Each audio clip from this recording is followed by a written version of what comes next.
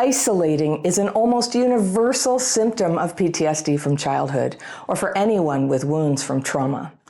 There's what it looks like from the outside, and then there's what it's like in here, the real reason that we shy away from other people, even when we want more than anything to have love and connection in our lives. So isolating can take the form of totally avoiding other people, but in its more covert form, it can look like, going to the social event, even acting friendly, but then avoiding being real with people, holding them at arm's length with small talk, never really joining them in any kind of bonding activity. For a person who gets triggered by people, isolating often feels like it's the right and best and most self-caring thing that you can do in the moment. When you have to make the decision about whether to go out with a friend or go to a party or invite someone to dinner, well, there's a temptation to make an excuse in the short term because it relieves stress that tends to hijack your mind. You might regret it later, but saying yes to people can immediately dysregulate your nervous system. Do you experience this? Neurological dysregulation is that stressed and discombobulated feeling that everyone feels sometimes, but that can be extra intense and extra frequent for people who were abused or neglected as kids. When we get triggered by a criticism or by hurrying or fearing that we don't belong in a group, it can cause a whole cascade of emotional and physiological and cognitive changes, glitches really, that make it hard to function. So a party can be hard. An argument can cost 3 days of being able to focus. And until you learn to heal your dysregulation, you'll unconsciously arrange your life to avoid triggers that bring on that neurological chaos and that set you back. And that means isolating. Now, when I say trigger, I don't mean the way that the word is tossed around to say something you don't like or that makes you uncomfortable. I'm talking about an experience or a thought, a stimulus that causes neurological dysregulation to kick in. And for a person who relies heavily on isolation to manage their CPTSD symptoms, being with people is like standing in a field with a tornado coming. You might not be totally conscious of it, but an anxiety kind of revs up at the thought of having to deal with people, and it can make you feel helpless and scared. And honestly, the choice to isolate in any given situation can feel good. It can feel empowering, as if you're taking care of yourself. And sometimes you are. So you say no to invitations, or you say yes, but then cancel at the last minute, or you end a dating relationship, or you ghost a friend who has texted you to ask why they haven't heard from you. And you may have become a master of excuses, making up illnesses, traffic jams, family emergencies, so that people wouldn't see what was really going on with you, which is that you can't deal with them. Not right now. It felt like too much. So you were isolating just to feel safe and feel like you could have a little breathing room. It's understandable. But here's the thing. If you keep using isolation to manage your CPTSD triggers, just about every option in your life will gradually close off to you. That's how it happens. You're not there to keep the door open, and people and opportunities will move on without you. You can heal this, but get ready because it takes honesty to face it, to really admit that it's not the world, but you who has been holding you apart. And I know there are times when people do act cliquish and uninclusive and cruel, but when we're isolating, we're doing most of that ourselves.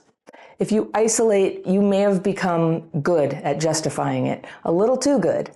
I get letters, and you see it in the comments where people will just say things like, people are just horrible. Everyone out there is just out for themselves. Or they say, dating is just a cesspool where they just want to use you. Or all jobs are just exploitation by greedy capitalists trying to get everything they can from you. Then they throw you out like garbage. These are trauma-driven beliefs. They start as a reflexive reaction to something that did happen, a hurt, an injustice, but they calcify into hard walls around you, making you intense to be around, rigid in your thinking, and making it harder and harder for you to feel comfortable participating in life. So you slip into loneliness. Maybe you're good at tolerating your loneliness. I get letters from people like all the time, but you know what? I don't want you to be too good at being lonely. It's better to be uncomfortable with loneliness. It's better to be sad about the relationships that are lost or blocked for you because of your trauma. It is sad. And that grief and that discomfort with being alone is what is going to lift you back into connection with people. And this time, if you can learn to heal those triggers that make dealing with people so difficult, you can start to connect with them just one little step at a time. And I'll come back to explain how to do that in a minute. But first, I want to talk about that free and peaceful feeling that you're craving, that you get, even if just for a moment, when you isolate. Once you get triggered and your heart races and your emotions rise up out of their normal, regulated levels, your mind starts distorting things. That's what CPTSD does. You feel overwhelmed. Literally, your brain can't process thoughts and feelings, so they're building up. There's a lot going on up here. And this is when traumatized people will become vulnerable to slipping into their pattern. You know what I mean by pattern? Some people go blank and defenseless. Some will frantically start trying to make everybody happy, fearing they're about to alienate everyone. Other people will lash out and start yelling. And some of us withdraw and find a way to excuse ourselves from participating without ever explaining why and trying not even to be noticed. We all have a few patterns, but usually one or two will dominate. And this is being driven by neurological dysregulation. It amplifies the stress feelings you already have, and it makes them hard to manage, hard to bounce back from. So there's a huge temptation to just avoid the triggers altogether, or most of the time look like you're showing up, but avoid any real connection. And those are strategies that you can use to keep looking like everything's okay. But really, you're just keeping your relationships as hollow as possible. You're not showing up for people, and soon they're not showing up for you. So isolating yourself is an instant solution to the stress you feel when your CPTSD symptoms are triggered. Could be an argument, a mistake, something embarrassing. You feel rejected or judged or ugly, or you feel like people are placing demands on you that are more than you can handle. It seems like it's going to be exhausting if you let anybody in, right? It can feel like it's going to be a marathon that just won't ever end. So it's very tempting. Isolating is a way that you can shut the door on all those unpleasant feelings and anxieties for a while. Now, if isolating feels empowering and helps you to have control over your time and energy, maybe it's showing you that you need a way to protect yourself. Instead of making excuses, you could work on having boundaries. You can practice the words and the actions that make it okay for you to hang out for a little while and then go home. You need it to be okay to be social, but also it needs to be okay to say no when people ask something of you. A lot of us isolate just to prevent ourselves from giving away all our time and energy to people who ask, just because we don't know how to say no. It's too stressful. It is possible to be friendly while saying no. Now watch your thinking, because another thought that people have while isolating is that pulling away from people is only temporary. I'm just doing this for a minute. You just need a rest. I just don't like this one person. I just need a little bit of self-care time. And it feels like self-care, doesn't it? It's like a little spa for one with Netflix and DoorDash.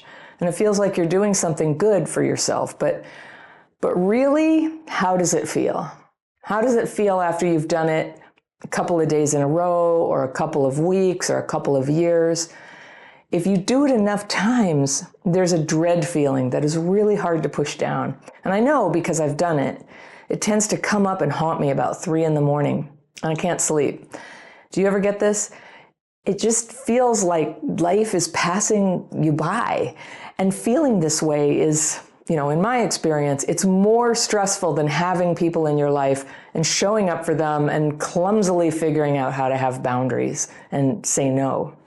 So when you're promising yourself that soon you're going to get back out there, just remember, the longer you aren't out there, the harder it gets.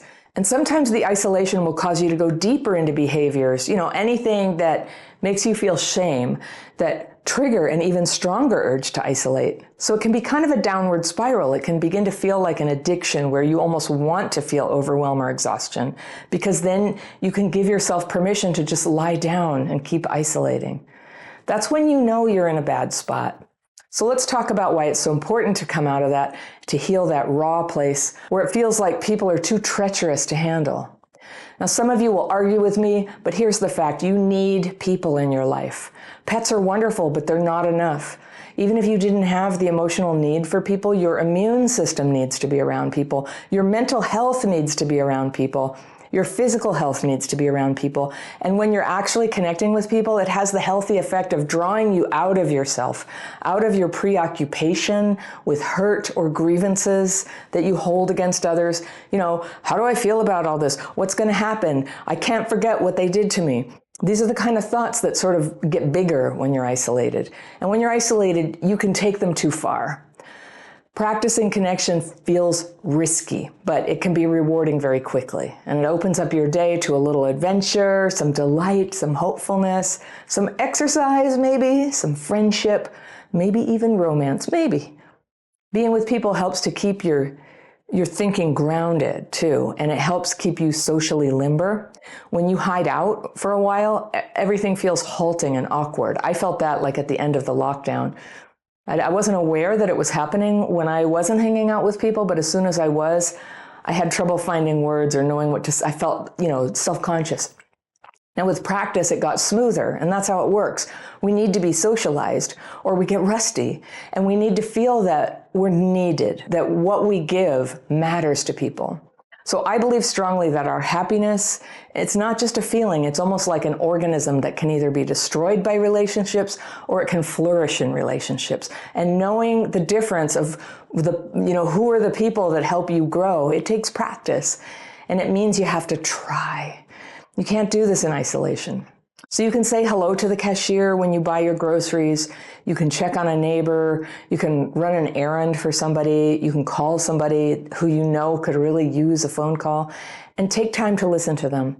This is good not just for them, but for you. You need to be playing this role of someone who cares about others. You need this for your continued development, or it traps you. It's like a developmental barrier.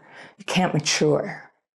Now, some of us can tilt a little too far into people-pleasing and codependence as a sort of backdoor way to connect with them. That will exhaust you soon enough. Real relationships are not transactional, like, I'll clean your kitchen if you drive me to the pharmacy, or I'll listen to you tell me all your health problems if I can tell you about my horrible mother. That kind of exchange will bring both people down. When you help other people, don't expect anything back. Sometimes you will get something back. Some people can't give that, but sometimes they do reciprocate, and this is when you might be tempted to isolate too, so it takes practice to hang in there and allow people to get a little closer to you. See if very slowly and naturally you can allow a friendship to blossom. It's easy when you've been alone a long time to put a lot of pressure on new friendships and then to be hurt that they aren't what you hoped. It's good to spread your friendliness around so no one acquaintance is a life and death situation for you. Either they become your friend or, your world becomes terrible. It takes practice to learn to connect. You have everything to gain from persevering with people. We need them so that we can flourish and so that we can become ourselves. And we need them when we're sick or in the hospital or going through a hard time. Now, it might feel impossible for you right now to step out of your comfort zone, but that feeling of difficulty is exactly why now is a good time to fight the urge to isolate. If people trigger you, you can learn to calm those triggers. If you can get mastery over your triggers and the dysregulation that results, and you can, you'll have more flexibility to hang out with a variety of people and have fun in all kinds of situations. If you feel like experiences in your childhood have hurt your ability to connect, I have a series of questions you can ask yourself. They're listed in this free download right here that you can access, and I will see you very soon.